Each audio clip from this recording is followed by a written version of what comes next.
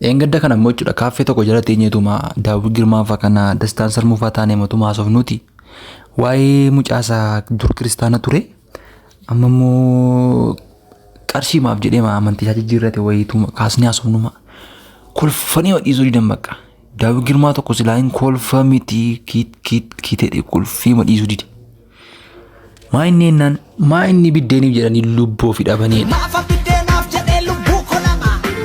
Atoo Dastaa kanarratti maal jettaa? Egaa afaan gaafadhuun Dastaa hima maal jedhe beektu? Warra akka beete ulfinni leeyyoodha waaqni isaanii gara. Mootuun gooftaa qabu kosiin waaqessaare anis akka bara. Haadhoo kaayyoo qaba kakuu guddaa jira fuula koo fuuldura. Amma muubbeela'u dhugaa waan nyaatamuun maaliif hin deeggara.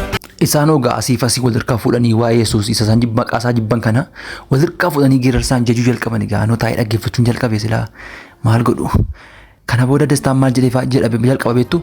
Maarree waa kannaan maalii maalanii masaalfacha jechoota baattee fadhee faarsa malee goofticha innoonattiin waa kanneen tokkicha maarartoosa Yesuusin na badaase.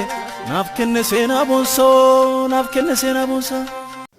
Kana booda warri kaaffee keessaa hundumtuu gara isaa dhaggeeffachuu jalqaban egaa yeroo akkas jedhu hundumtuu ishoo jedhee ol duukamu. Ilaa innaan Daawitiin immoo sitti dabaleeti. Dhaggeeffadhaame. Hin qaanfadhu ija laafee namallee saalfadhu waan kee waan dhaqalee sana daafee narraa caccabse maqaan kee hukum raajiidhuma waan isaa maqaa mogoonni bameefi Yesuus jennaan kufaa kaasa kan abdii waa katameefi.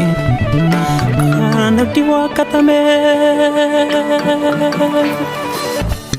Ega falleen jiru malabashi jireenyi ishee malabashi Tooramannee sharariiti sharranyitti walariiti Si amaneera Yesuus koo fira qofaa nama qeente Situ obbaase qabsoo koo bineentitti lafa seente